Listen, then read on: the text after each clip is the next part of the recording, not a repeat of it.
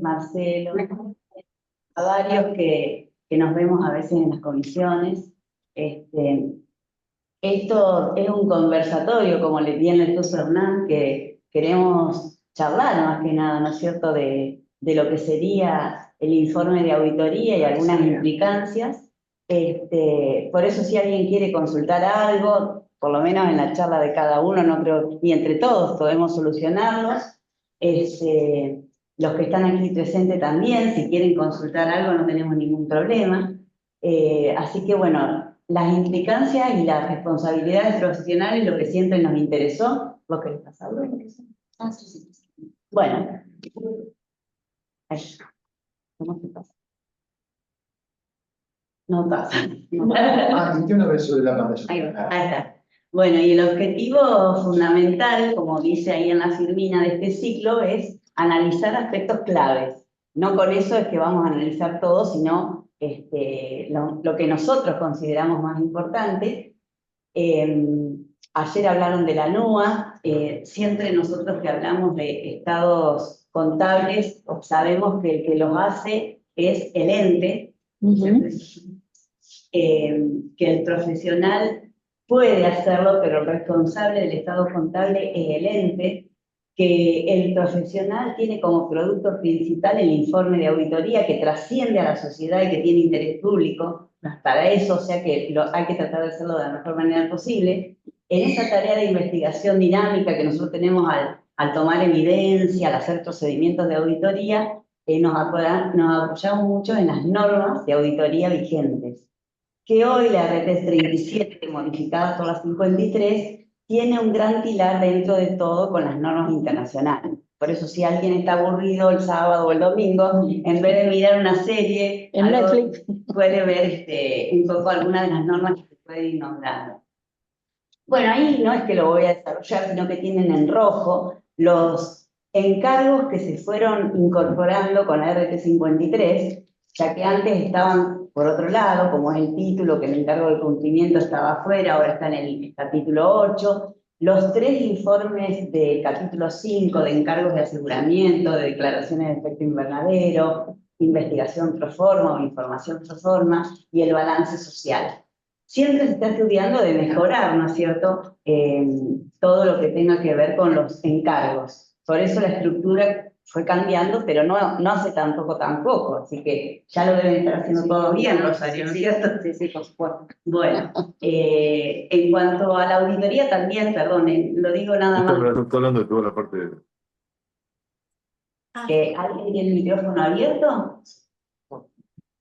Bueno, en la auditoría, lo que es importante saber en el capítulo 3, que es de auditoría, es que no es el único servicio que tenemos. Si bien es el top o el mejor que podemos llegar a ofrecer a nuestros clientes en cuanto a un informe para certificar o para legalizar un balance, también podemos hacer otros tipos de informes, como certificaciones, informes de aseguramiento, etc.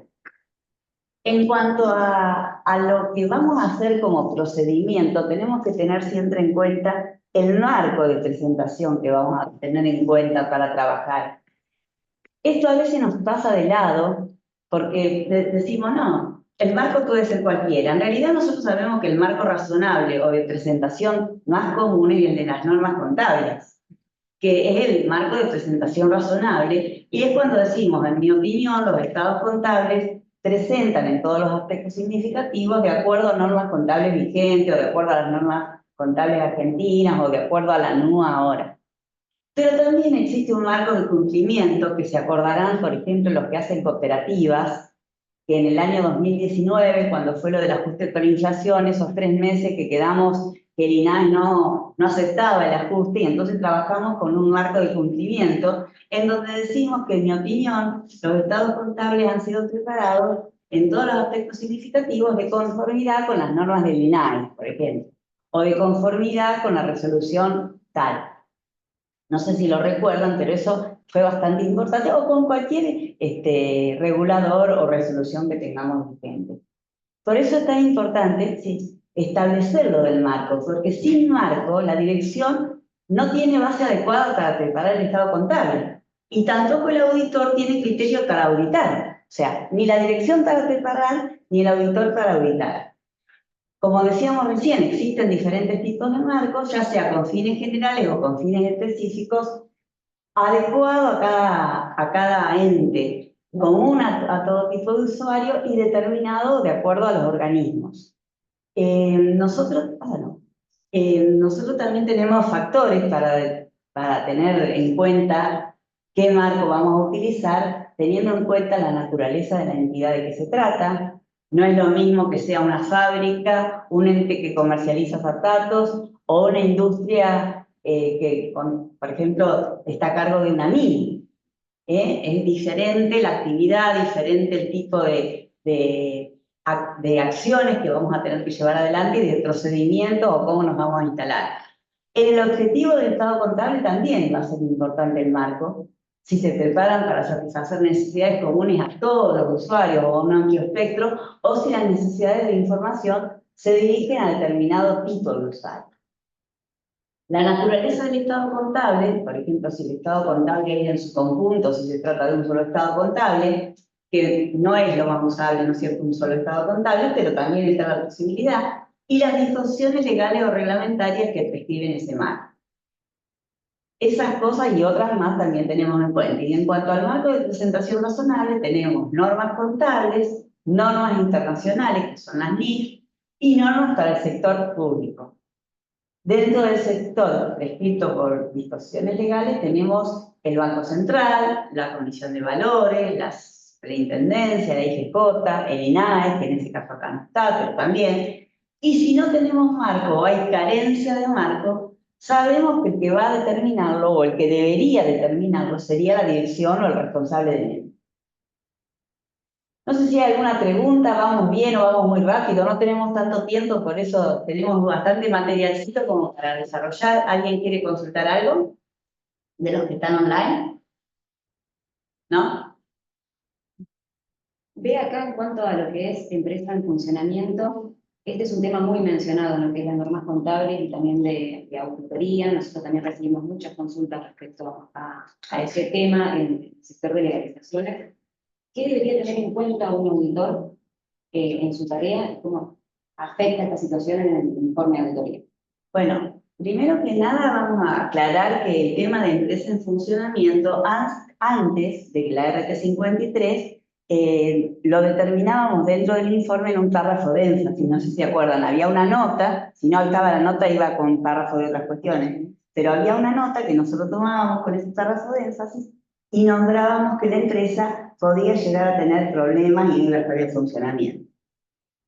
En realidad es el ente el que determina que la empresa dentro de los 12 meses no va a estar en funcionamiento y el contador toma de esa expresión que el ente no va a estar, pero no hace más un párrafo de énfasis, sino que ahora debe colocar un párrafo especial que diga incertidumbre de la empresa en funcionamiento.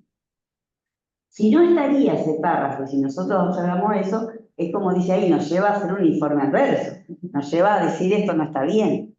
Además, bueno, en cuanto a lo que preguntaba Rosario, tenemos que tener en cuenta que, gracias a Dios y por suerte, ahora no estamos en una situación como fue la del COVID, que nos determinaba que muchas empresas estuvieran tambaleantes, pero también hay empresas que pueden llegar a tener ciertos problemas. Entonces el auditor va a tener que hacer especial énfasis de su carácter de auditor, de poner en juego todos sus procedimientos, de empezar a aclarar, y a su vez también dentro de la NOA, sobre todo para los que están contestes con la NOA, se va a trabajar sobre el tema de empresa en funcionamiento para hacer una pregunto, me parece que ese no está letra de compensación extra, que Juli lo haga.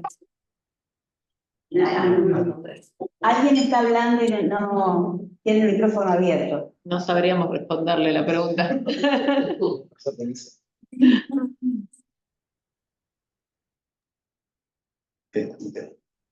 ¿Estamos? Bueno, así que no sé si es eso lo que más o menos querías que dijéramos o alguna otra cosa. No sé si quieres decir algo. Agregamos una cosita más. Sí. Otras situaciones que pueden dar a la incertidumbre significativa relacionada con la empresa en funcionamiento puede ser una empresa que tiene una concesión pública y esa concesión está llegando a su A su final, Hay incertidumbre si se va a renovar o no, de acuerdo los aspectos contractuales, la empresa no tendría continuidad, entonces existe esa incertidumbre, no está la certeza de que vaya a continuar. Eso impacta justamente en este párrafo. El auditor tiene que evaluar si la empresa tiene que contabilizar sus activos, fundamentalmente, a un valor, ahí entramos un poco en la parte contable. Claro, por eso es que se va a hacer en la NOA. Exactamente, a un valor de realización o a un valor razonable. Entonces, lo que correspondería es, en caso de incertidumbre significativa, evaluar a un valor de liquidación. Claro. Con lo cual, ya si no está ese criterio contable aplicado, ya el tipo de opinión es adverso. totalmente de acuerdo a la magnitud del... Y en base a lo que vos decías también, Ricardo, otro ejemplo podría ser tratarse de un cliente que se te cae, que es el mejor cliente y que se te cae y vos decís, bueno, no puedo seguir funcionando si se me cayó. O un proveedor, viéndolo desde el otro lado, que nos estaba vendiendo bien y que de golpe vas a no poder importar. Una huelga, digamos, muy fuerte, Claro. hemos visto bloqueos de fábricas que no pueden continuar, es decir, cuestiones... Sí, hay muchos ejemplos. Así que bueno, más o menos. Pero nosotros no podemos llegar a dar cuenta de esas cuestiones grosas.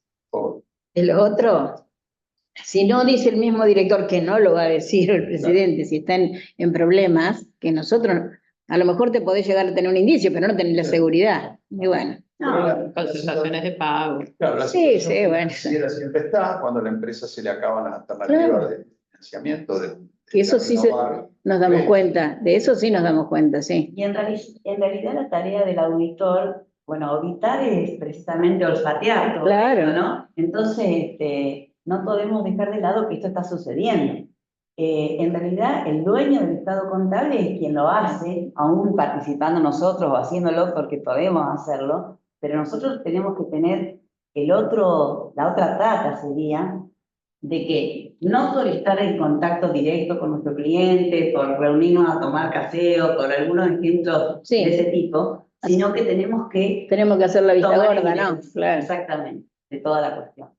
Me gustaría hacer una pregunta, si me permiten. Buenos días a todos, un gusto verlo Sí, Marcelo, a ¿cómo todos vas? ustedes. Supongamos que estamos en este escenario de una empresa con dificultades. Em, la norma contable vigente no tiene previsto esta evaluación de los activos a valor de realización y los pasivos a valor de cancelación. Por lo tanto, también tendría implicancia en el marco de información, digamos.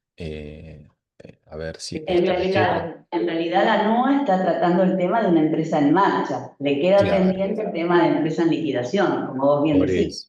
Claro, entonces tendría una implicancia que tendría que el emisor trabajar con un marco de cumplimiento, eh, O dado por la dirección, digamos, en cierta manera. Sí. claro, dado por la dirección, y también tendría implicancias no solamente en este párrafo, sino que también en la manera de opinar, ¿no? Como veíamos en las líneas Exactamente. anteriores.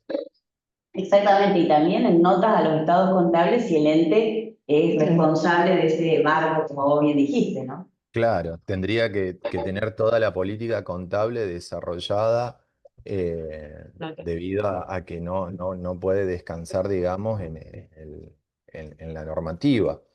Exacto. De cualquier manera, se está trabajando y no quiero hacer, digamos, algo para adelante, porque no sé cuándo, pero a más tardar el año que viene, a mediados, se va a tener una cápita dentro de la NUA con empresa en liquidación. Así que bueno, pero como vos bien dijiste, Marcelo, tenemos que tener todo eso previsto, así que no lo podemos descuidar, porque no es lo mismo trabajar con una empresa en funcionamiento que con una que está... Que ya sabemos que, claro, que ya sabemos que no va a estar mal el año que viene. Nos pasó un poco con las normas con el COVID, ¿se acuerdan? Esa lluvia que teníamos con el COVID también nos ayuda a trabajar con algo de eso. ¿Se acuerdan? Sí, exacto. Sí, sí. No con el tema de COVID, serían otros Sí. temas, pero bueno, nos ayudan. No sé si querías agregar algo más, Marcelo. No, gracias. Era para corroborar que estábamos en sintonía con lo que estaba pensando. Gracias. No, a vos. Bueno, pasando a otro tema, tenemos el modelo base que como ustedes ven ya se debe estar haciendo bien, supongo, Rosario, ¿no? Que en este caso, ustedes vieron que mucha gente preguntó, ¿por qué la 53 ya vino a actualizar la 37 con tan poquito tiempo de vigencia? Y en realidad, ya desde el año 2021 está la 53, sí, donde la opinión pasa a ser la gran vedette, ¿no es cierto? No va más en el medio del informe, sino que pasa arriba. Y bueno, y siempre que se opine, aún en casos de opinar desfavorablemente, tenemos que tener el fundamento de la opinión. Un poco guiándonos o tratando de mantener el principio de las normas internacionales que están nombradas arriba, que a muchos de ustedes pueden no interesarles, las 700, 701 y 706, pero siempre estamos buscando esa aproximación, que un informe realizado con normas locales no sea tan diferente a un informe realizado con normas internacionales. Y bueno, y esta estructura o este modelo base que ustedes ven acá, tiene en rojo el tema de la empresa en funcionamiento y el tema de la otra información que vamos a hablar luego, porque puede llegar a estar o no. Y todos los otros ítems, título, destinatario, opinión, párrafo de énfasis, que también puede estar o no, párrafo de otras cuestiones, responsabilidades, nombre, fecha y firma, en azul como algo que es un modelo base. Bueno, dentro de las normas sobre informes, en cuanto a la otra información, ustedes saben que lo que más puede tener el estado contable que nos están pidiendo es la memoria. La memoria, muchas veces, esto se está grabando, pero no me importa porque lo puedo decir igual, la hace el propio contador, pero la debería hacer el ente, y a veces esa memoria puede no ser coincidente con nuestro informe. Entonces, por eso se dice que el contador leerá todos esos documentos. Otro documento que también puede llegar a estar, que es muy común que esté, es el tema en cooperativas, de los ratios, cómo está formada la cooperativa, las edades, los rangos etarios, en fin. También puede llevar a que el contador tenga diferencia entre el informe y esa otra información. Cuando haya incongruencia significativa, el contador va a tener que discutir esa cuestión con la dirección y aplicar algunos procedimientos o ver cómo se soluciona esa cuestión. Dentro de este párrafo, vean, a veces nos consultan muchos, y acá se tiene que incluir solo aquello que ha preparado la dirección o puede ser algo preparado por un tercero, por ejemplo, una junta fiscalizadora. Claro, en realidad lo que se está viendo siempre es lo que se adjunta con el estado contable, lo que viene enganchado, por decirlo de alguna manera, con el estado contable. No, la norma no dice quién lo preparó. El auditor nunca va a auditar esa información. Lo que tiene es que leerla, porque si está circulando con los estados contables, y el que lo lee puede malinterpretarlo, porque tiene un informe con esos estados contables de determinada manera y esa información está diciendo otra cosa. Hay que ver, sí. Apunta total de ingresos, Claro. patrimonio neto, deuda, entonces las estadísticas de la operatoria del año, que puede ser un informe estadístico que acompaña el balance, la memoria y los estados contables. Toda esa información tiene que ser coherente. Exacto. Le corresponderá al auditor ver quién es, si la diferencia en qué documento está, tratar de averiguar cuál es el correcto. Y bueno, en función de eso, Decidir. lo que iría en el párrafo, ¿no? Como resultado de su investigación. Exacto. Bien, en algunos entes que sabemos que es obligatoria la presentación de la memoria, a veces en el momento de presentar los estados contables, el auditor no la tiene a disposición dentro de esa presentación. Sí, y la Y junta hemos después. visto, claro, por lo general hemos visto algunos párrafos vinculados a este tema, haciendo referencia de que no la tuvieron a disposición en ese momento, pero cuando la tengan la leerán. ¿Eso es válido? Y en realidad está diciendo algo que Tendría que la ser norma claro. no dice. La norma no lo dice así. Es como si vos me decís, y que pasó hace muchos años, ahora no está pasando tanto porque tenemos la firma digital, pero estoy apurada a legalizármelo aunque el ente no me lo haya firmado. ¿Puedo hacer eso? No. El ente no aprobó el balance. No. Si hago eso, no aprobó el balance. Después puedo tener grandes dolores de cabeza porque cuando el ente me lo firma, entre medio llegó la FIP, entre medio llegó, ahora sería el ARCA, y ¿Qué pasa? Como pasó en ese momento también, gente que hizo esas cuestiones, en 2 oportunidades tuvimos, que dice, ay, yo cometí ese error. En ese caso, él está diciendo en su informe algo que la norma no propone como solución. Debería expedirse cuando esté todo. Y estaría manifestando un incumplimiento legal. Claro. Es la obligación de la empresa de presentar la memoria. Exacto. También compromete la función del síndico, porque si es la misma persona, si el contador o auditor es síndico también, o si es otra persona, Sí, sí, está fuera del alcance. hay un incumplimiento de legalidad. Entonces, es entendible la situación, pero bueno, son esos casos que el contador tiene que tratar de planificar, coordinar, comunicarse con la entidad para Que la esté en memoria términos. llegue al mismo tiempo. También, como dice Beatriz, hay una cuestión operativa, práctica, que es que después los estados contables legalizados y la memoria hay que presentarlas en ARCA, con lo cual se está tratando de que todo sea bien. Bueno. Sí, sí, por esa ansiedad que nosotros solemos tener, a veces nos puede jugar en contra también. Por nuestros clientes también, ¿no? Sí, hablar. Bueno, y en esa nueva sección, ¿cómo se declara que la dirección es la responsable de esa información? La identificación de obtener esa información antes del informe, una declaración de que la opinión del auditor no cubre esa información, esto más que nada para que les quede como material, y una descripción de las responsabilidades del auditor con respecto a la lectura y consideración de esa información. Una declaración fundamental de que el auditor no tiene nada que informar al respecto, o si ha concluido que hay una incorrección significativa, tendrá que ver cómo la solución. Eso sería como resumen. Bueno, y en cuanto a lo último que me corresponde a mí, sería el párrafo de énfasis, que no deja de ser menor, que no cambia la definición ni el objeto de lo que era antes de la 53, el párrafo de énfasis, precisamente viene a enfatizar una nota. Ahora, si yo hago 200 párrafos de énfasis, pasa lo que dice en el apartado segundo. Si tengo un uso generalizado del párrafo de énfasis y en vez de aumentar la comunicación, la estoy empeorando. Estoy diciendo tantas cosas que no sé lo que estoy diciendo. No va a afectar nunca la opinión del contador, o sea, si hay salvedades, si hay informe adverso, lo que sea, el párrafo de énfasis no la afecta y no es sustitutivo de la opinión modificada, o sea, con salvedades, con adverso, con lo que fuera, y además la información que debe exponer la dirección en los estados contables tiene que ser clara, porque el párrafo de énfasis tampoco la sustituye. Además, hay que incluir una sección específica en el informe del contador sobre la incertidumbre, como hablamos antes, que no debe ir con párrafo de énfasis. Y algo más creo que hay del párrafo de énfasis. ¿Cuándo se debería hacer? Cuando el marco de información está impuesto por cuestiones legales y este es inaceptable, pero de otra manera no puedo trabajar. Cuando los estados contables se prepararon de conformidad con un marco de fines específicos, o cuando con posterioridad a la fecha del informe llegan a conocimiento del contador ciertos hechos que son posteriores y que debe emitir un nuevo informe o informe rectificado.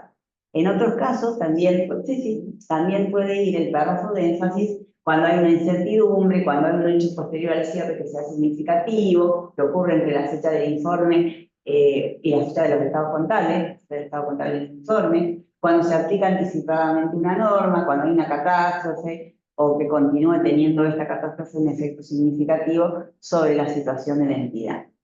Pero bueno, esto queda mucho a juicio del contador también y de la nota, porque para lo otro tenemos el párrafo de otras cuestiones, que si no hay nota, consideramos alguna situación de esta, tendríamos que ir con el párrafo de otras. Pero me parece que de mi parte no hay nada más, no sé si querés. De mi parte, ¿alguien tiene, de los que están presencial y por Zoom, tienen alguna consulta al respecto? Bueno, si no seguimos con los papeles. Bueno, el tema de papeles de trabajo o documentación del encargo es un tema bastante relevante, que lo notamos con conversaciones con colegas dentro del área de legalizaciones, que por ahí notamos que no se le presta de la debida atención a estos papeles de trabajo, ¿no? Principalmente por ahí cuando surge algún inconveniente y no tenemos la documentación de respaldo de nuestro proceso de auditoría. Ahí no sé si que nos quieren comentar al respecto de este tema. Bueno, a mí se me ocurre responder lo siguiente. Este es un tema que tiene que ver con el control de calidad de la tarea profesional. Un tema que no está en nuestras normas, pues si lo aclaro, no está en la red de 53 de Profeso, no está. Sí están las normas internacionales. Amagó mucho conectar. Amagó mucho conectar. Pero no fue aprobado por las autoridades. ¿Qué significa control de calidad? Significa que un revisor externo nos solicita los papeles de trabajo para evaluar nuestra tarea. Hoy el único organismo que estaría haciendo eso sería el ARCA, para justificar una liquidación de impuestos, el Banco Central, las auditorías a los auditores, la UIF podría pedirnos documentación también, algo el INAES, aunque un organismo de menor poder de fiscalización, y por supuesto la CNB para las empresas que cotizan impuestos. Los estudios grandes, los estudios internacionales tienen sus propias normas, sus propios reglamentos de control de calidad, que generalmente lo hacen entre pares o el estudio radicado, no sé, en otro país hace un intercambio de documentación para verificar que ese reglamento se... Perdón, Ricardo, algo que puede pasar, que de hecho pasa en la práctica, es que terminemos en lo peor, que sería ante un juez. Y un juez se va a hacer de todo lo que sea papeles de trabajo que la norma nos dice. En ese caso no nos vamos a tener un control de calidad, pero vamos a tener que estar dispuestos a bailar bastante si no tenemos los papeles adecuados, ¿no? Exactamente. Entonces, hoy la documentación de nuestra tarea es, como dice Beatriz, de un efecto legal para nuestro respaldo de la tarea que hicimos. El término papel de trabajo ha quedado un poco en desuso, es decir, la norma no lo utiliza más, es directamente documentación de respaldo. Dejamos el término porque Un clásico, un clásico. que ha quedado un poco en nuestra Terminología. en nuestra educación, siempre hablamos. Inclusive la parte digital ha reemplazado el tema papel. Cuando hablamos de documentación estamos hablando de cualquier elemento digital que lo soporte. Rosario, volvamos al anterior, que me parece que había algo. Sí, yo voy a plantear dos situaciones acá, que un poco también las mencionó Beatriz. Esto no es información, es opinión nada más. Tenemos dos situaciones. La primera es cuando el contador tiene a su cargo el registro, las registraciones contables. Además, en el estudio procesamos la información de la empresa, realizamos tareas similares, dice, remuneradas mediante honorarios, obviamente, que no coincidan con las funciones de dirección, gerencia, administración. Esto tiene que ver con la independencia que está establecido en la red 37, que lo permite, una situación que se puede dar. A diferencia de cuando solo realizamos la auditoría de los dos contables, es decir, ya la empresa nos presenta los balances de la fórmula de presentación, las notas, y solo tenemos que hacer la auditoría.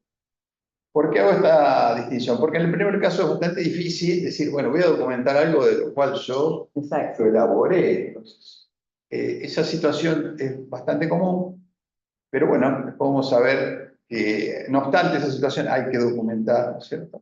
Y presentar todas las exigencias que plantea la red 53. En la segunda es más fácil, porque si no documento, no hice la auditoría.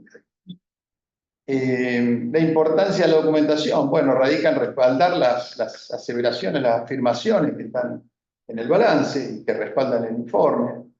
Sirven de prueba, esto que decíamos, sirven de prueba para la justicia, de conformidad a la aplicación de las normas, y cumplimos con requerimientos legales, reglamentarios.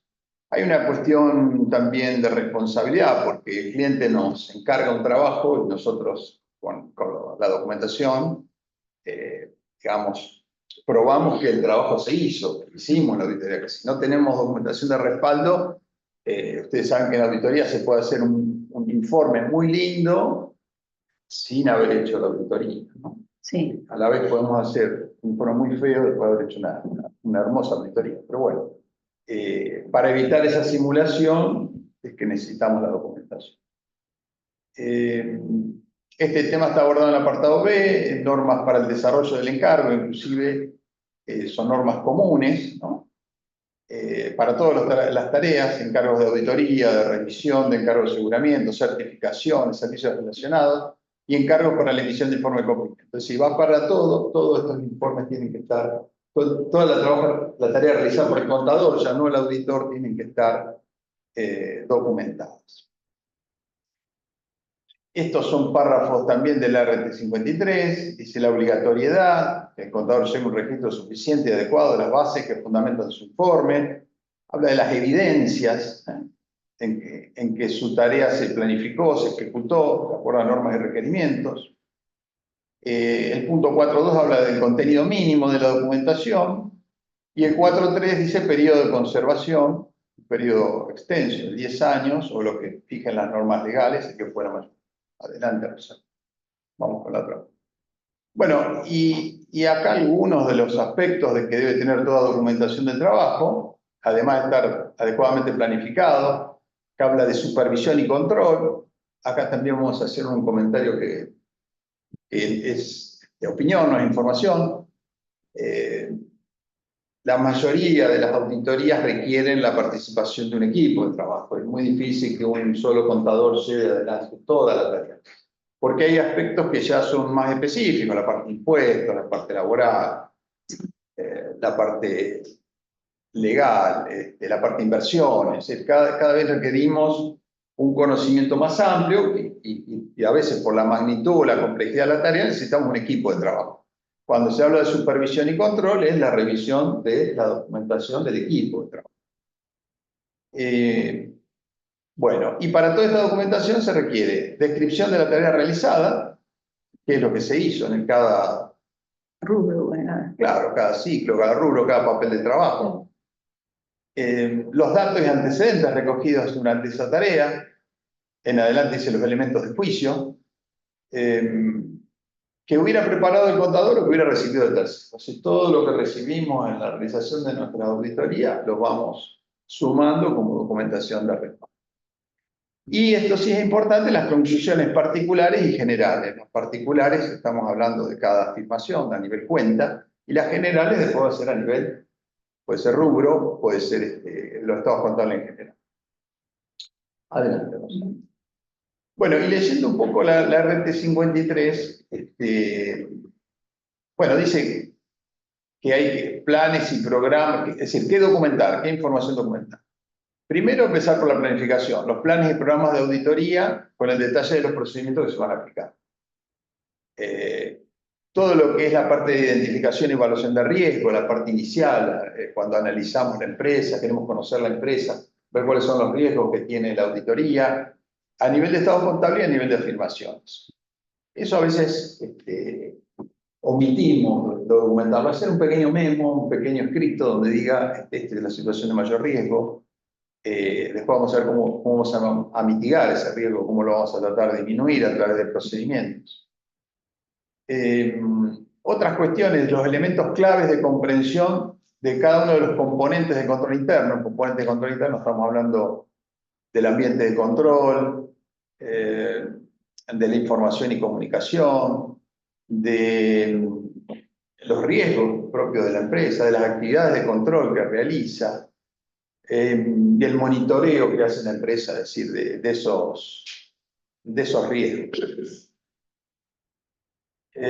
Las pruebas que se realizaron sobre los controles, esto es todo lo que hablamos cuando hablamos de evaluación de los controles, bueno, hay que dejarlo documentado. Hice una prueba a ver si no sé, el sistema de facturación es el correcto, si el sistema de cobranza es el adecuado, si la registración y la acumulación de cuentas está bien hecho, si el sistema de facturación, bueno, ya lo dije, si la liquidación de sueldo es la adecuada. Todos esos controles, todas esas pruebas hay que documentarlas. ¿Cómo se documenta? Bueno, se deja un archivo, un file, si es papel, será un escaneo, para tratar de ir armando un legajo de todo lo que se fue haciendo en la auditoría o en el encargo de que se trata. Las respuestas de auditoría, los riesgos evaluados, los procedimientos realizados, no sé, hice una circularización, bueno, la respuesta a esa circularización, tomé un inventario, participé en la toma de inventario, bueno, los elementos de esa toma de inventario forman parte de la documentación.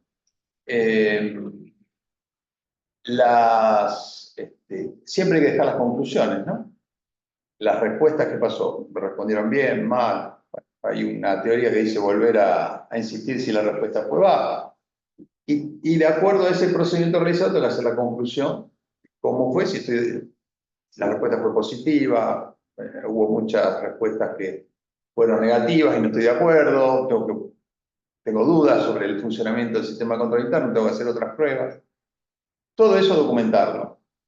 Las revisiones de hechos posteriores al cierre, que sucedió entre el cierre de ejercicio y la emisión del informe. Las incorrecciones detectadas, es decir, acá no enmendadas, son los ajustes que propone el auditor. Esos ajustes propuestos, va a haber una ida y vuelta, una comunicación con los administradores, que van a decir si están de acuerdo con esos ajustes, si no están de acuerdo. Obviamente que los ajustes que no están de acuerdo el administrador van a tener incidencia en el informe de auditoría. Vamos a ver cómo. Las incorrecciones detectadas no ajustadas, que fueron ajustadas, porque esas, si bien se ajustan, si el administrador dice, bueno, vamos a tomar este ajuste, debe quedar registrada, debe quedar en los papeles de trabajo del auditor. Las conclusiones sobre el enfoque fue apropiado. El enfoque es un enfoque sustantivo de pruebas y procedimientos de los que menciona la red de 53, o solamente un enfoque de cumplimiento, donde es verificar el control interno nada más de la empresa. Y ver si los estados contables contienen o no incorrecciones significativas. Todo esto implica elaborar un memorándum, un resumen de todas las tareas. Como verán, son tareas que por ahí las vamos haciendo diariamente, distintamente, y a veces nos olvidamos Del registro. Y esto tiene importancia porque en una segunda auditoría ya tenemos toda la planificación, las conclusiones, la tarea realizada, el camino hecho. Entonces, a esto nos tenemos que acostumbrar a documentar. Una cosita que quería agregar que sería antes de todo esto, que es muy importante que toma la red 53, una parte que el auditor no aceptará el encargo cuando no haya realmente por escrito o haya una evidencia que realmente lo puede hacer. O sea, si hay alguna limitación, si hay alguna cuestión, lo digo porque estamos en los papeles de trabajo y por ahí esto antes no estaba, y es importante, porque yo a veces pensaba, digo, me llega una empresa agropecuaria, no tengo ni idea de qué trata la empresa agropecuaria. ¿Puedo aceptar ese encargo? Me voy a proponer estudiarlo, o sea, tengo que estar conteste de que no aceptaré el encargo si no estoy con todas las armas como para poderlo hacer. Exactamente. Y no mentiré tampoco ninguna limitación. Exactamente, habilidades y competencias. Exactamente. Para poder realizarlo. Por eso, como vos decías muy bien, Ricardo, todo esto, tanto a nivel de tomar el cliente o en las repetidas auditorías, ¿no? Tendría que ver. Hubo algunas situaciones, por ejemplo, que vimos en el sector de organizaciones en donde nos manifestaron profesionales que han tomado una asociación, un club, que hace mucho no hace balances y que no tiene nada. Llegué, me dijeron cuánto hay en caja, no tengo nada más. No hubo proceso de auditoría, no llevaban la contabilidad, no tenía ni siquiera los directivos vigentes, ¿sí? Había que hacer todo un proceso de regularización de esta situación. En estos casos, entiendo que el trabajo se podría llegar a tomar, pero esa situación debería plasmarse en la emisión de informe. Exacto. En una primera auditoría ni hablar. Ahí donde hay que hacer ese corte. Sí, muchas veces me acuerdo, era una pregunta que cuando yo estaba acá se hacía diariamente, pero muchos querían hacer la certificación literal con eso, y por otro lado no tenían registro, entonces tampoco puedo hacer la certificación literal. Claro. La auditoría no se puede hacer más o menos o un poquito, se hace o no se hace. Hay que entender que las herramientas están en el informe, entonces si tuvimos limitaciones hay que informarlo, si tuvimos alguna cuestión adversa, bueno, informe será adverso, la herramienta está ahí, volvemos a lo que decía Beatriz en el origen, el estado contable es de la entidad. Entonces nosotros después de un proceso de auditoría, la herramienta nuestra para cumplir un encargo y además cubrir nuestra responsabilidad es informar lo que tenemos que informar. Sí, en estos casos por lo general hemos visto un informe con una opinión consolidada sobre el estado de situación y acción del Estado. Me parece por ahí el más recomendado, nosotros también por qué no lo sugerimos, porque no hay elementos y hay mucha limitación en el alcance del resto de la información. No hay forma de explicar los audiovisuales. Ah, claro. Igualmente sería bueno conversarlo bien con el cliente, porque si nosotros emitimos, por no decir largamos, ese informe así y no le contamos nada o qué va a ser ese informe, muchas veces van al banco, van a una entidad y eso no les sirve. Esa es la verdad, o sea, por eso es tan importante decir lo que vamos a emitir o contar lo que vamos a hacer, ¿no? Y definir los términos del acuerdo, del encargo. Exacto. Bueno, esto lo dijimos, la evidencia hoy es digital, no existe el papel físico prácticamente, ya no tenemos comprobantes de venta. Ay, pero a mí me gustan los papeles. Bancario, A mí me gustan los papeles. Todo digital. Claro, los chicos ya no. Sí, obviamente esto trae otro desafío que bueno, la numeración, el buen archivo y que esa evidencia digital se pueda mantener en el tiempo. A veces cambian las plataformas de archivo, valga la redundancia, después para recuperarlo cuesta, sobre todo para recuperar 10 años. Obviamente que hay que tener backups, hay que tener... Sí. Claro, hoy se trabaja con sitios colaborativos como la nube, con el Drive. Bueno, En base a lo que vos estás diciendo, los sitios colaborativos, la nube, todo, acá pasa un chivo que tienen el informe 25, si ustedes se quieren dirigir a lo que sería la evidencia digital, y también se va a actualizar ese informe, pero nos da elementos porque ahora la auditoría no se hace más, como hacíamos antes, escribiendo o teniendo papeles, ¿no es cierto? Por eso hay tanta gente que puede trabajar desde distintos lugares del mundo. Bueno, y ahora pasando a otro tema muy relevante, que es justamente la opinión del informe de auditoría, ¿no? Este título, este párrafo, claramente es uno de los más relevantes dentro del informe, que es la manifestación de nuestro trabajo. Acá, en el sector también de legalizaciones, notamos mucho que hay cierta situación con el uso de la opinión con salvedad, ¿no? Por ejemplo, por la no aplicación de una norma o la aplicación parcial de una norma que tiene obligatoriedad de aplicarla, ¿no? ¿Qué nos podrían comentar de los tipos de opinión que tenemos? ¿Qué consecuencias tiene emitir una opinión con salvedad, por ejemplo? Sí, bueno, esta parte en el desarrollo que vamos a tener acá, pero vamos a tratar de ir respondiendo esa situación.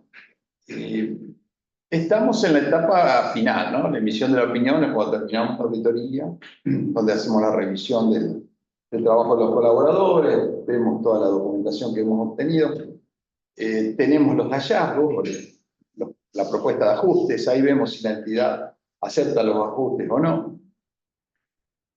Para modificar la opinión es porque estamos hablando de ajustes de acuerdo a normas contables que la entidad no ha aceptado, o cuestiones de exposición que la empresa no ha revelado en notas, no ha revelado en los estados contables. Entonces, acá tenemos que hacer un trabajo previo para ver este tema, que es haber determinado de alguna forma la materialidad de los estados contables. La materialidad es determinar una cifra que termina siendo significativa para el lector de los estados contables, de acuerdo si esa cifra, si esos ajustes son superiores a la materialidad, bueno, tendrá un impacto como una opinión con salvedades. Después hay dos principios que creo que los mencionamos más adelante, que es significatividad. Ahí está la definición de significatividad. Dice, el contador determina la significatividad de una cuestión en el contexto que está siendo objeto de consideración. Ese análisis del contexto tiene que ver, por ejemplo, la cifra total del activo, total del pasivo, total del patrimonio, total resultado antes de impuestos. Esto, bueno, los libros dicen, si es una empresa que cotiza en bolsa o una empresa donde el resultado es algo importante, se tendrá en cuenta el resultado. Si es una entidad sin fines de lucro, tendrá más importancia el activo o el patrimonio neto, porque ya el resultado no es una cuestión que tenga que ver para determinar esta materialidad o significación. Acá digamos, lo importante es esto, evaluar la posibilidad razonable de que el informe emitido por el contador cambie o influya en la decisión de los usuarios. Entonces, esa cifra tiene que ser lo suficientemente significativa para que el usuario del estado contable tome una decisión u otra de acuerdo a si el balance dio más ganancia, dio pérdida, si tenemos en cuenta el resultado, o subió el activo o subió el pasivo, con un cambio en el patrimonio neto, si es por la situación patrimonial. Entonces, ese cálculo de la materialidad tenemos que hacerlo en la etapa de planificación, muchas veces no se hace, no estamos acostumbrados a hacerlo. Determinar esa cifra sobre la cual los ajustes van a pasar a ser importantes o no. Después, bueno, la teoría dice que esa cifra sirve para planeamiento, después se puede recalcular con los ajustes aceptados por la empresa, ¿cierto? Porque la empresa aceptó algunos ajustes y bueno, vamos a tener otra cifra para...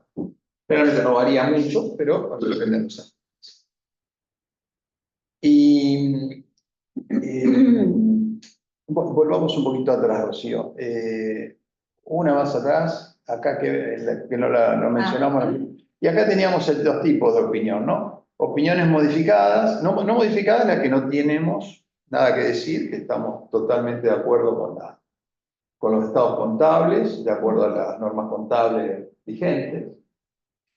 No hay ajustes propuestos, o si hubo ajustes, la Se empresa... solucionaron.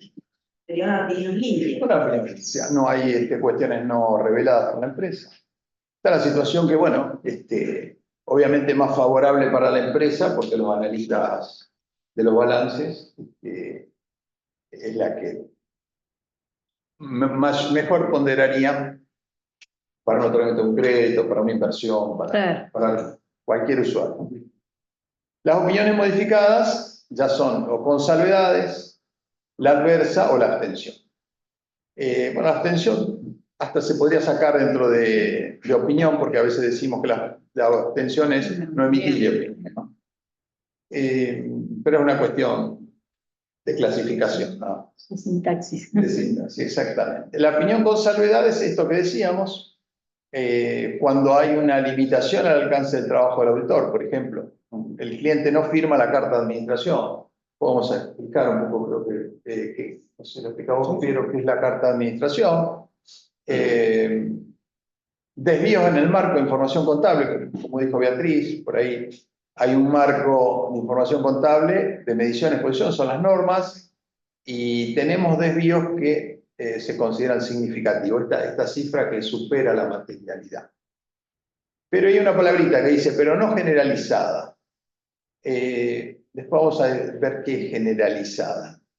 O un principio contable de empresa en funcionamiento incorrecto. Acá, si bien la opinión es con salvedades, si bien va relacionado con el párrafo que mencionó Beatriz hoy de empresa en funcionamiento.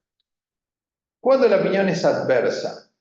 Bueno, cuando hay limitaciones al alcance del trabajo del auditor con efecto significativo, y esta palabrita generalizado, los dos, significativo y generalizado. Voy a dar un ejemplo porque es más fácil de entender. Una omisión que el auditor detecta en la facturación, en ventas no registradas. ¿Qué efecto tiene haber facturado sin haber registrado? Bueno, la contrapartida, un crédito que no está en el balance o dinero que ha ingresado que no se contabilizó. La baja en el stock, porque es mercadería que salió en el stock, seguramente. Por otra parte, tenemos un efecto en el resultado. Hubiera sido mayor el resultado y hubiéramos tenido un efecto en el impuesto a las ganancias. Ese efecto en el impuesto a las ganancias, la cuota de resultado, tendría un impacto en el pasivo, impuesto a las ganancias a pagar. Entonces, como vemos, Es generalizado. es generalizado, porque tenemos en el activo, en el pasivo, en el patrimonio, un resultado. Entonces, Pasivo contingente también. un pasivo contingente, si nos agarra la WIF, nos agarra la arca, ¿no? Entonces, tiene que darse para una opinión adversa esas dos situaciones, que sea significativo, arriba del importe que consideramos material, y generalizado que está distribuido en todos los estados contables. ¿Qué más? Bueno, el efecto de la empresa en marcha, donde ya no es, digamos, algo que corresponde a una opinión con salvedades, sino que impactó en todos los estados contables, todo el estado contable, y el efecto significativo generalizado corresponde a una opinión adversa. Es decir, cuando la empresa no manifestó que no iba a continuar como empresa en marcha y el auditor lo define así. Y una abstención de opinión, el caso es cuando no tengo, digamos, bueno, acá vamos a leer la filmina, limitación al alcance significativo y generalizado, porque no pude realizar mi tarea. Por ejemplo, el caso que vos mencionaste cuando no puedo revisar los saldos al inicio, yo no participé en los arqueos de una empresa que no tiene la documentación. No me dejan tomar evidencia. O impuestas por el cliente. Por el cliente, no sé, se me ocurre una empresa que tiene un solo proveedor, que vende exclusivamente al proveedor, y no me permiten circularizar al proveedor, no me permiten comunicarme con él para ver cuál es el saldo correcto. Bueno, me entra mi duda cuál es el saldo. Y no puedo, por otros procedimientos, determinar cuál es el saldo. También dice, no pude obtener elementos de juicio válido suficiente en que basar la opinión y concluye que los efectos sobre los estados contables de esas incorrecciones no detectadas, si las hubiera, podrían ser significativas y generalizadas. Bueno, un poco este caso, ¿no? Que mencionábamos antes. El primero es una limitación impuesta por el contratante y la segunda, en mi trabajo, nadie me lo impidió, pero yo no lo pude conseguir. Perdón, Sí. ¿me pueden prohibir circularizar a los proveedores? Y Es una cuestión de, digamos, de... está bien, pero a mí me tiene que dar la dirección de la empresa. Pero vos lo tenés en una factura, la tenés. Sí, sí. O sea, Pero me ha pasado. ¿ha pasado? O sea que el tipo te dice, el dueño de la empresa, no circularicé. No quiero que se Hasta determinados proveedores, determinados Que te dicen, los días viernes o los días miércoles son los días únicos que vas a poder entrar a la caja y observarla, por ejemplo. O que me digan, sí, perdón. A Ricardo no lo podés indagar, por ejemplo. O sea, me están restringiendo. Claro, pero eso no sé. Puede- Ya te están diciendo que ahí hay una irregularidad. Yo le puedo decir, quiero ir a hacer una revisión del inventario. Me dice, no.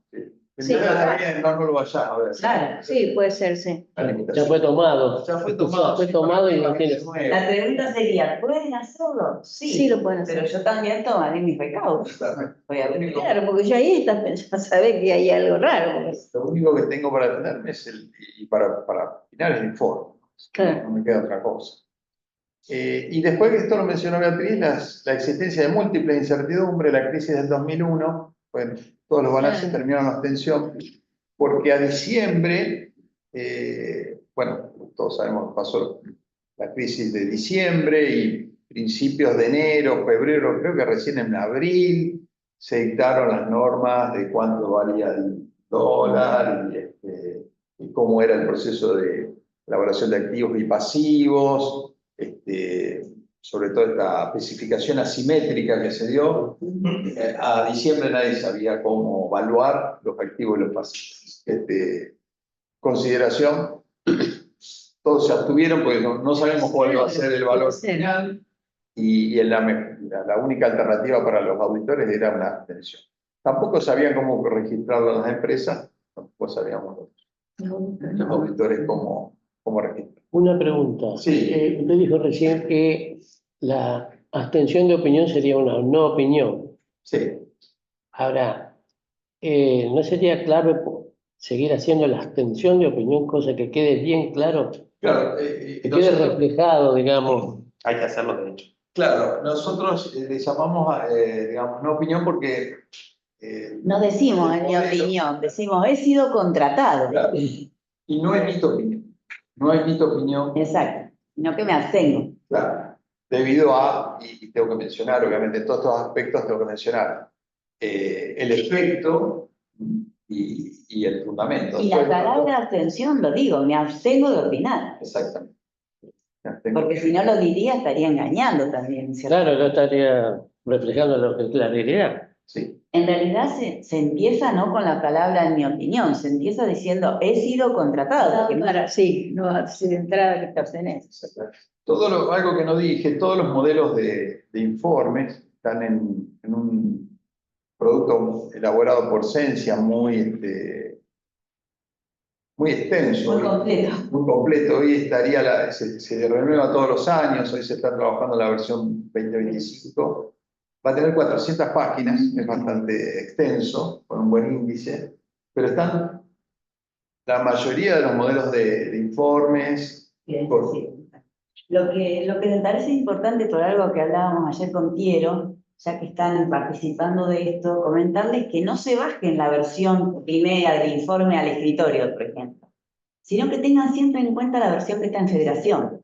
Porque ahora, si ustedes se fijan, está la versión 6 del informe 22. O sea que hubo 6 versiones antes de ese informe.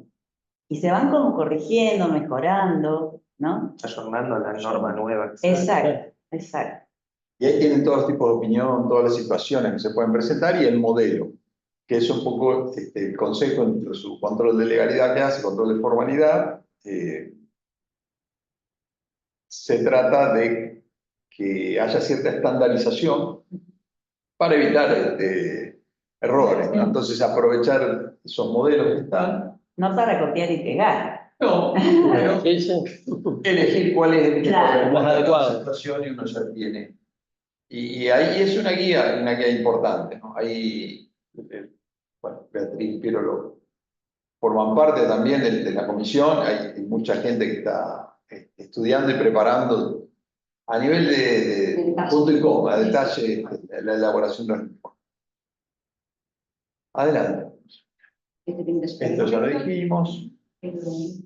Bueno, y acá lo que decíamos, a veces encontramos incorrecciones de escasa importancia relativa, no hace cambiar las decisiones de los usuarios, entonces puede haber pequeños ajustes que no impactan la opinión, ¿no? Inclusive esos ajustes, si son de escasa relevancia, no sé, una diferencia en la caja, hoy, no sé, 1.000 pesos, 10.000 pesos, depende de la magnitud, ¿no es cierto? Hasta 100.000 pesos sería insignificativa. Claro.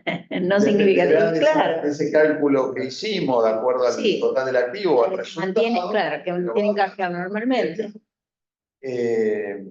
Pero ni siquiera va a ser un ajuste propuesto, Claro. porque la auditoría se basa siempre en una especie de trabajo selectivo, no de todo, porque si no, no alcanzaría el tiempo. Y un segundito a ver qué vamos a hacer.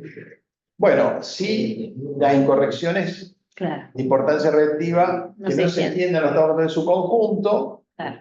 Esto es lo que decíamos, pueden afectar las decisiones, pero si se las menciona siguen siendo razonables y útiles. Estos serían los efectos significativos, Sí, pero no generalizados. Pero por ahí decimos también que si son excesivamente significativos en un rubro, y ese rubro es importante, acá hablamos, bueno, de activos intangibles, desvío una mención de activos intangibles no sería tan importante, pero supongamos una empresa donde el 80% de los bienes están bienes de carne y tenemos un desvío ahí significativo. Eso, aunque está concentrado en un solo efecto, en un solo rubro, tiene un efecto significativo en el total de los estados contables y se podría considerar generalizado. Muy bien. Incorrecciones de importancia relativa que generalizan sus efectos. Bueno, dice, no se limitan a cuentas o elementos específicos. Si se limitan, estas representan una parte sustancial de los estados contables, esto es lo que les decía.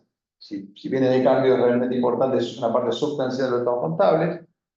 Y si son revelaciones de información en lo que van las notas y son fundamentales para los usuarios, deberían estar comprendidas en los estados financieros. Si no lo están, podrían ser incorrecciones de importancia relativa y generalizadas. Ahí tenemos el ejemplo de las ventas omitidas, del impacto en toda la cadena de la contabilidad. impactan todos los rubros. Sí. Adelante. Bueno, esto es un poco lo que deberíamos hacer, confeccionar esa matriz de hallazgos, o matriz de ajustes, revisar toda la documentación de otros colaboradores, ir trasladando en una planilla los ajustes que fuimos detectando, que no fueron solucionados por la entidad. Acá, bueno, hablamos de pasarlos antes, ¿no?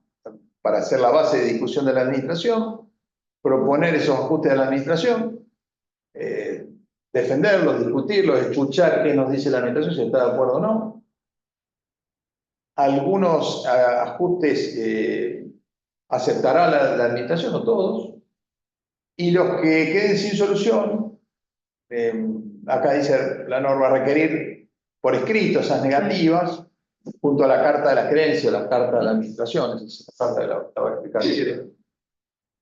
Y esto define el tipo de informe, ¿no? O sea, define la opinión y la redacción de los fundamentos. Todo esto tiene que formar parte de la documentación. Todo eso tiene que quedar documentado. Muchas veces en la vorágine del trabajo, a lo mejor un mail, a lo mejor un llamado telefónico, no queda nada. Hay que bajarlo a una planilla. Muy bien. Y esto es todo de pie. Bien, no sé si antes querías explicar lo del cargo o eso está acá. No, está lo que Dale, tenemos dentro contenido. Bien, otro tema que nos inquieta bastante a todos los profesionales es lo vinculado a las normas de la actuación del contador público en lo que respecta a las normas de prevención de lavado de activos, ¿no? Sí. Eso es un tema que nosotros hemos recibido muchísimas consultas en el sector, principalmente por cada modificación que se va dando de instrucciones que establece la UIF. Sí. En cuanto a responsabilidades de nuestra parte a la hora de emitir un informe de auditoría. Ahí, bueno, quiero que voy a ceder la palabra para explicar un poco esto de forma sintética, porque claramente Así es nos un dejan tema más inquietos. muy extenso y muy relevante, bastante complejo también de entender, así que bueno, va a ser bastante sintético la explicación, ¿sí? Bueno, gracias Rosario.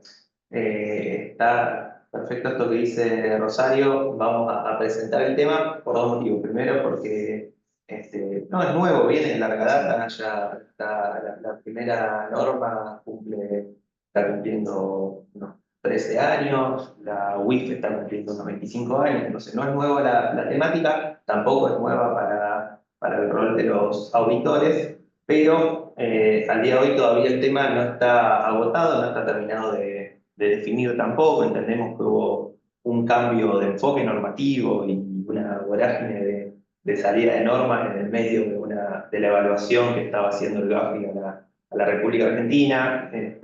Esas normas, entre las cuales también aparece la 42 que nos regula a los contadores públicos en las actividades específicas, como ser aquellas por mandato de los clientes y la auditoría externa, surge en ese marco, y esto, bueno, lo que decía Ricardo, es opinión, no es información.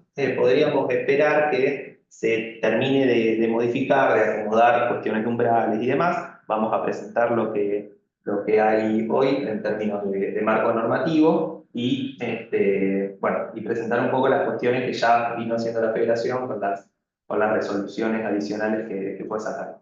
Rápido, esto ya lo tenemos claro, de dónde surge la obligación, la ley 27739 que modifica la vieja 25246, donde incorpora, además de lo que ya traía la confección de informe de auditoría, todas las actividades de mandato, las actividades por cuenta y orden, ¿sí? Donde, junto con los abogados y los escribanos, nos incluyen como sujetos obligados cuando participemos por cuenta y orden de nuestros clientes en compra de bienes inmuebles, administración de bienes, administración de cuentas bancarias, todo regido por los umbrales de los salarios mínimos vitales y móviles, organización de aportes o contribuciones para creación de persona jurídica, cosa que en nuestro país, esa cuestión puntual está poco explotada. Sí, el último punto, el apartado E, que tiene que ver con la participación en la creación de estructuras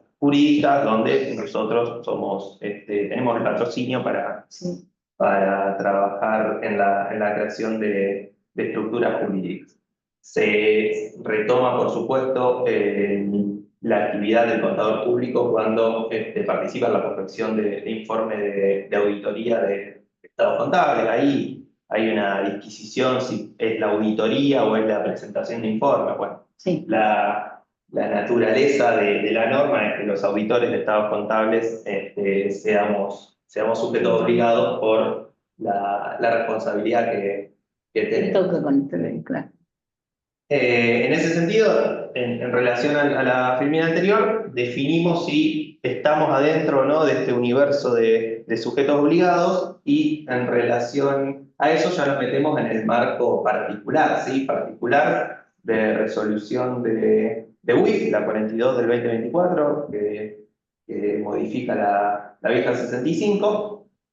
Y la federación que con la resolución 635 define las obligaciones para la actuación del contador público como auditor externo. Ya nomás como síndico societario. Ya nomás como síndico social. Claro.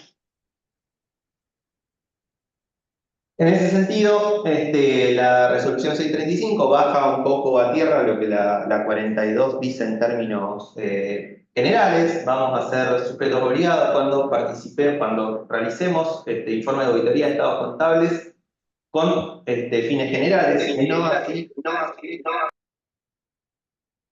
así para el resto de los encargos que señalaba Beatriz o Ricardo, cuando seamos auditores externos, tanto de entidades que son sujetos obligados, obviamente, cuando seamos auditores externos de entidades financieras, cambiarias, mutuales, cooperativas, fiduciarios, sociedades fiduciarias, y demás, cualquiera del resto del universo de sujetos obligados que están definidos en el artículo 20, y cuando seamos auditores externos de entidades que, no siendo sujetos obligados, según el último estado de resultado auditado, posean ingresos mayores a 4.000 salarios mínimos vitales y móviles. Esta cuestión, insisto que tanto la Federación de Consejos como la Federación de Colegios emitió a la UIF pedido de aclaración, de aumento de umbrales, algunos consejos también por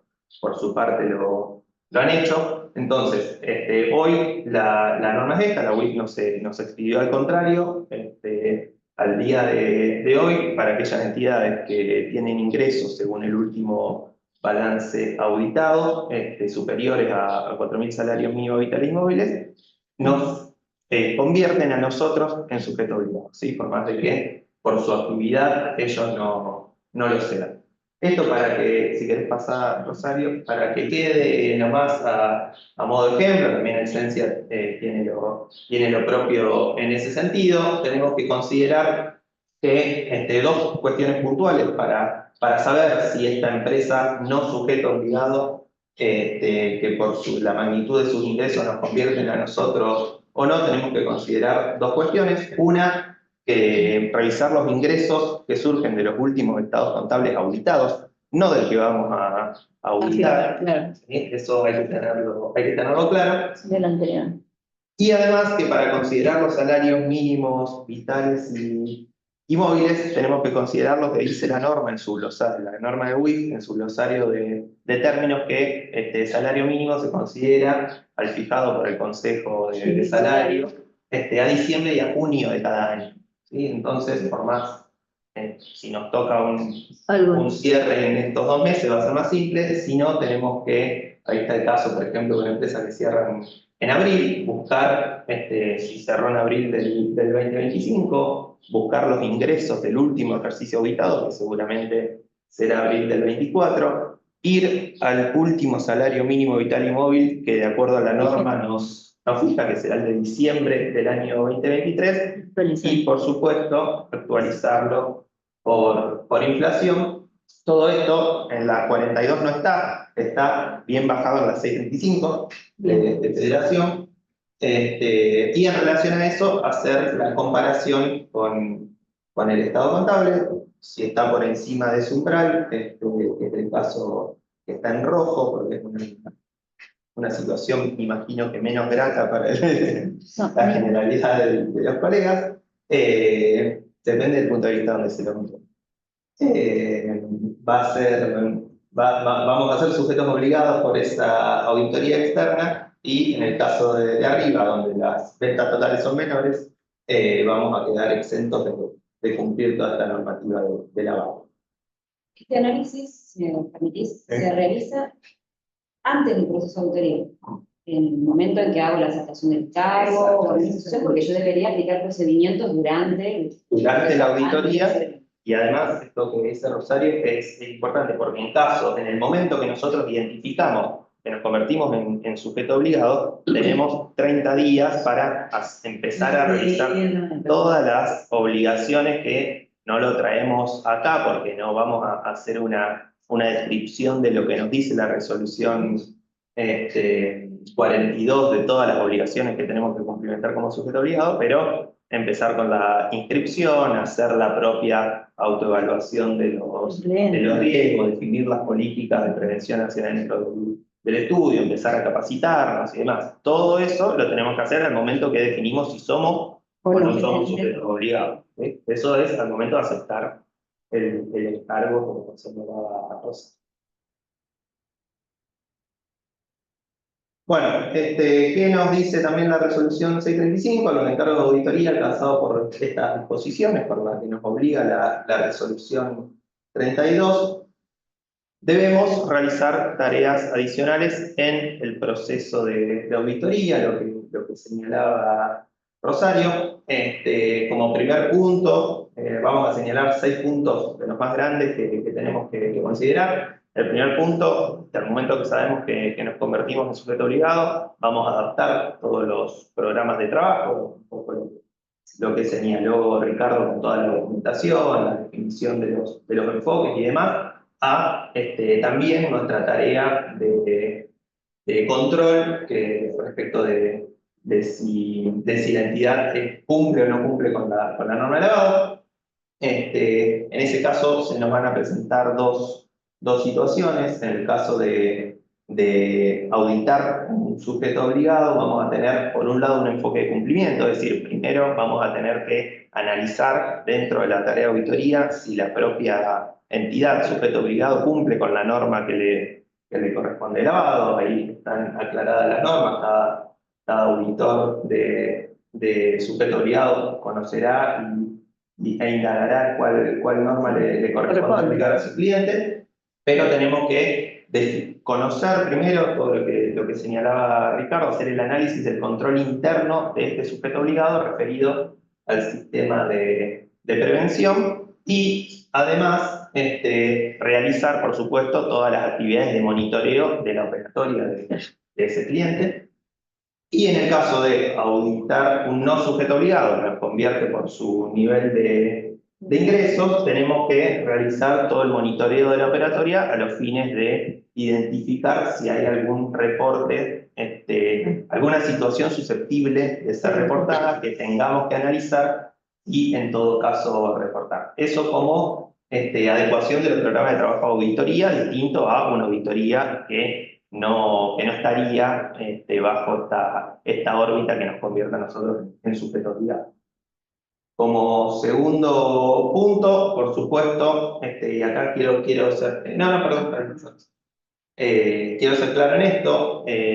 Nosotros, todo el sistema de prevención que hagamos, que definamos hacia dentro de nuestros estudios, es para, en caso que corresponda, emitir un reporte de operación sospechosa. Acá, bueno, el auditorio está lleno de auditores externos. A mí siempre me gusta señalarlo de esta manera. Nosotros entendemos bien, tenemos muy en claro que el riesgo de auditoría no es que el estado contable presente alguna incorrección o no, sino que esa incorrección que presenta nosotros no la identifiquemos en el transcurso de la tarea y no la podamos plasmar en el informe. Ese es el riesgo que tenemos dentro de la auditoría, ese es el riesgo para el auditor. En este caso, en términos de lavado, es lo mismo. El riesgo no es que una entidad, una empresa que nosotros auditemos haya realizado alguna conducta de este tipo, sino que nosotros no le identifiquemos y no la reportemos.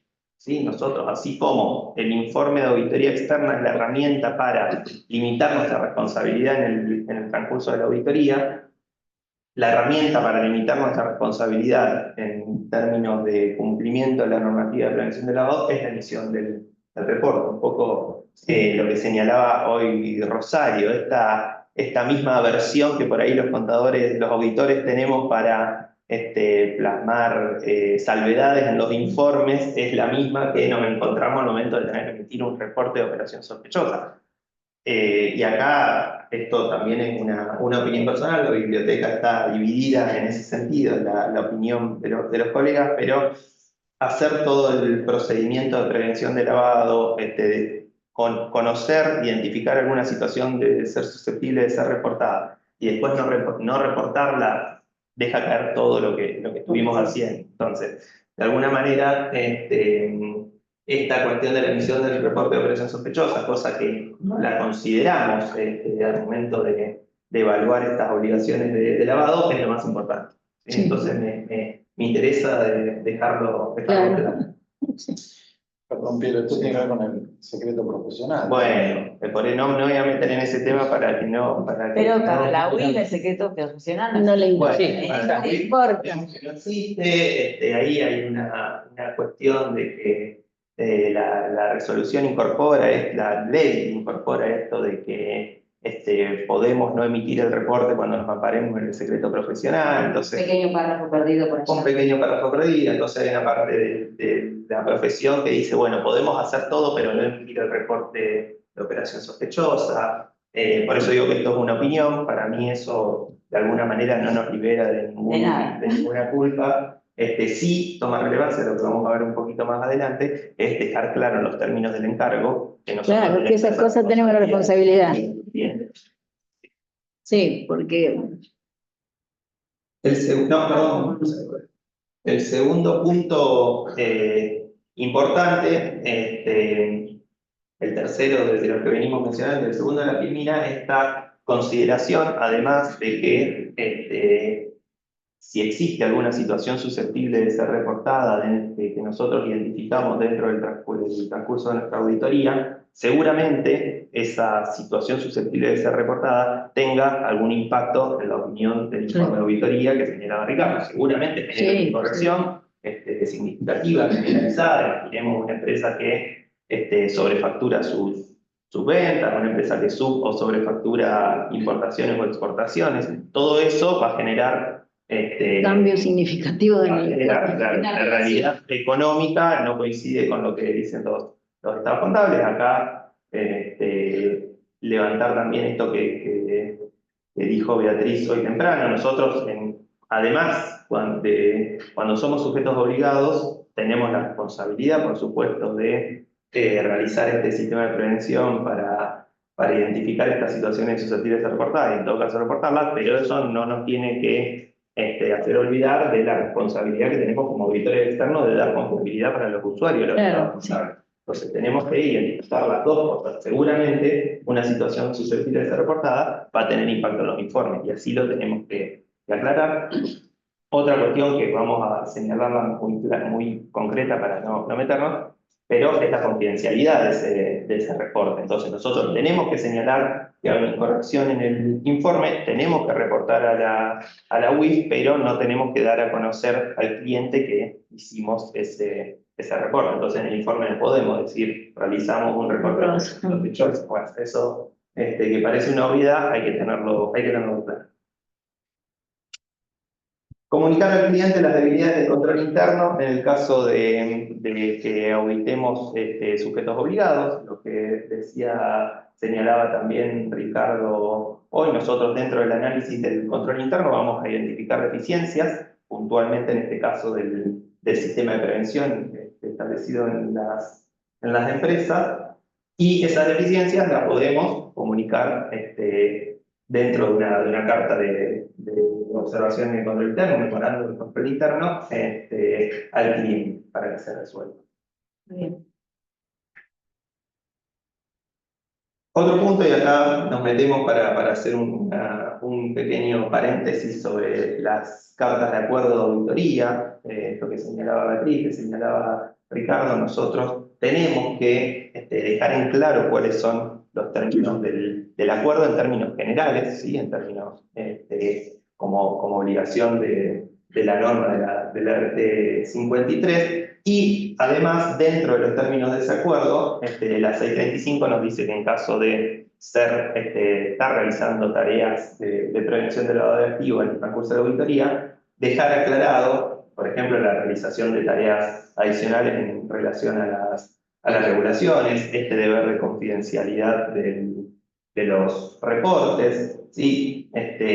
Dejar aclarado también en el caso de que sean clientes sujetos obligados, que la dirección conoce que nosotros tenemos que tener información sobre cómo funciona el control interno y en todo caso remitir los papeles de trabajo a la UIC o a la justicia en caso de que sean exigidos.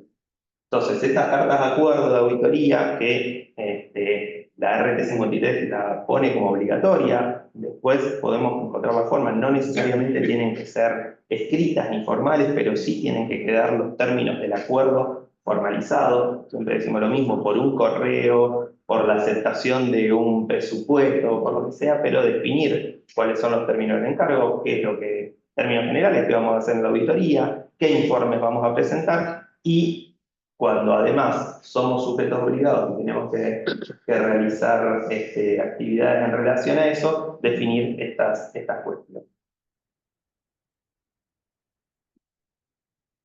Por último, otra recomendación, otra obligación en realidad, que lo baja a tierra la resolución 635, incluir en la manifestación de la dirección o la carta de diferencia, como le querramos llamar, que la propia dirección de la entidad, sean o no sean sujetos obligados nuestros clientes de auditoría, definir que han tomado las medidas en relación a la prevención del lavado de activos cuando sean sujetos obligados, que no tienen, se hacen cargo de que no tienen ningún juicio, ningún curso de acción legal pendiente, que la sociedad sabe o no tiene conocimiento de que haya participado en hechos u operaciones inusuales que deban ser reportadas, que nos pusieron a disposición toda la documentación.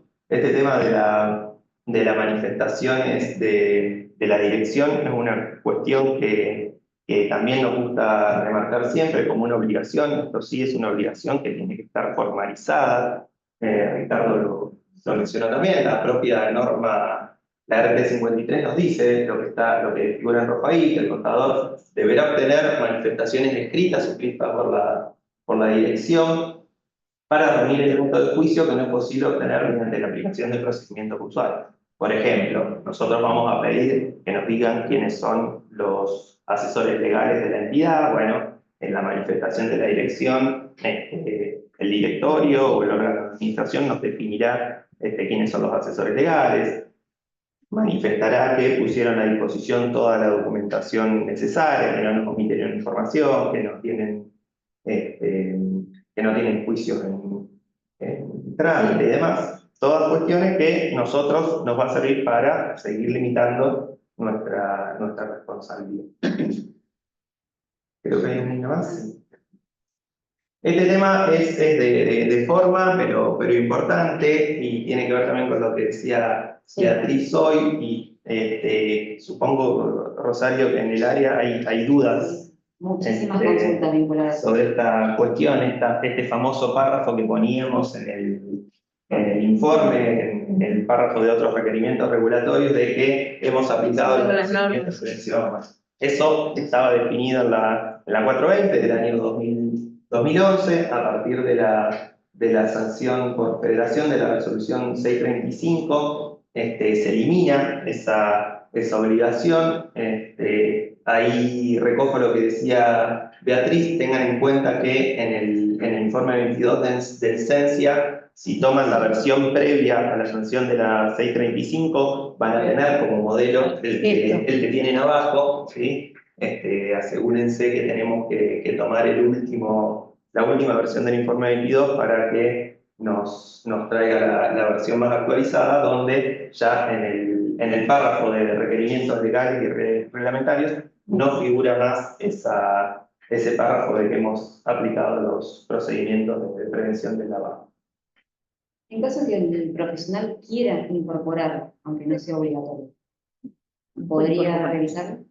Lo podría realizar, de hecho hay algunos, Pero no mencionando la 65. no, por supuesto, no mencionando el 65, ahí me viene la pregunta porque hay algunos organismos reguladores que decían que tenía que incorporar al INAE, por ejemplo. Eso fue allá por mitad de año. Yo creo que ahora, a esta altura, en una reunión de esencia se recogió, se iba a resolver con la gente de INAE, creo que ya está resuelto, no lo deberían pedir más. Dentro del informe, un poco lo explicó Ricardo Beatriz, el informe es nuestro, nosotros podemos tomar las herramientas que nos da la norma y los párrafos del informe para volcar cierta información. Por supuesto, la idea es que ese informe sea concreto, sea conciso y no incorpore nada que no le agregue valor al usuario, ¿sí? Pero no hay una compatibilidad ahí.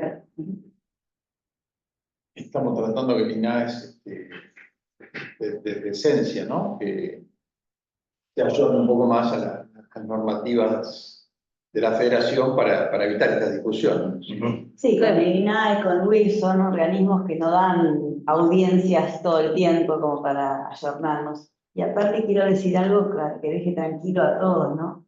Que todo lo referente a lavado, a prevención de lavado, como así también los informes que decía Ricardo, que están en la página de FAPSE, y acá tienen las guías, el manual, el informe que tenía que hacer la carta de la dirección, o sea, hay varios modelos de la matriz de riesgo, o sea, no es copiar y pegar, pero está bastante ayornado para que la transmisión pueda usar todo eso, ¿no? La página de federación como medida de ayuda, ¿no?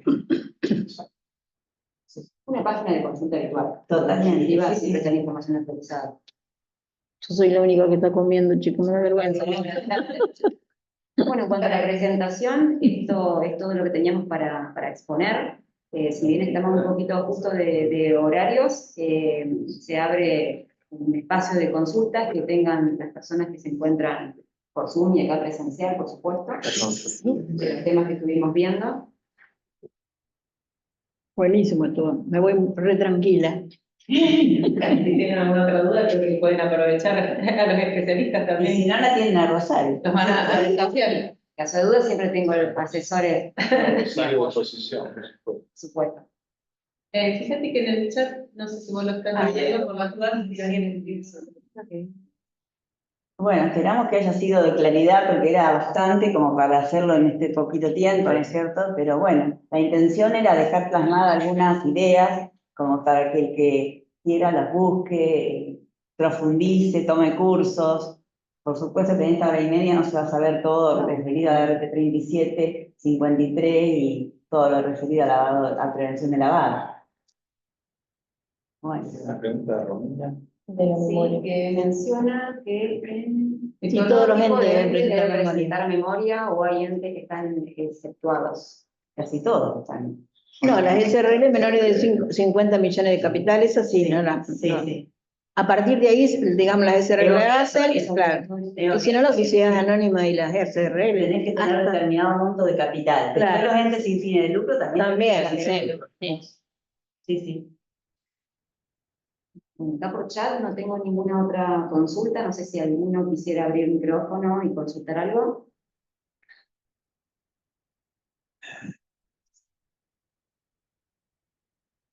Bueno, de nuestra parte entonces, Muchas gracias. le doy el agradecimiento a todos los que han participado, el tiempo que pudieron dedicarle a este ciclo. Próximamente seguramente estaremos organizando más ciclos, la idea es que esto sea Sí. más con mayor frecuencia. Y bueno, no sé si tienen algo para mencionar. Nuevamente les agradezco a los tres. No, gracias a todos los que se conectaron y ojalá haya servido. Seguramente, sí.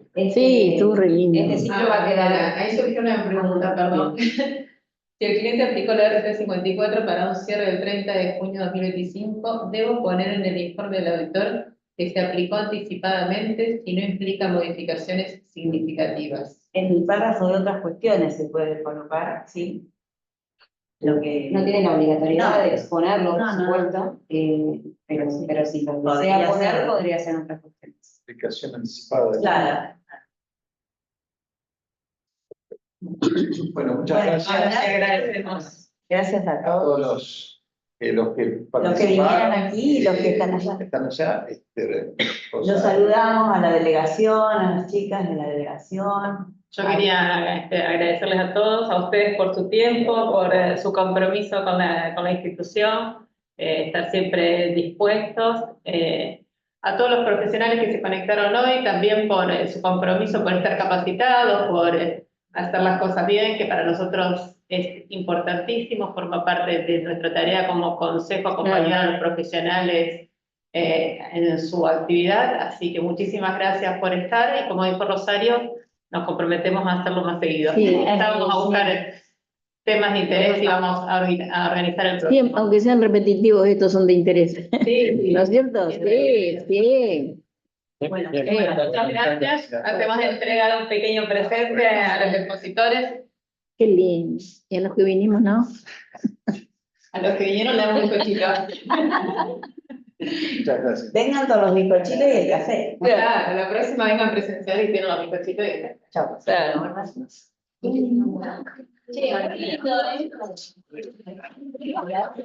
Muchas gracias por desasnarnos. Gracias. No hace falta. Salió todo bien. Muy lindo. Bueno.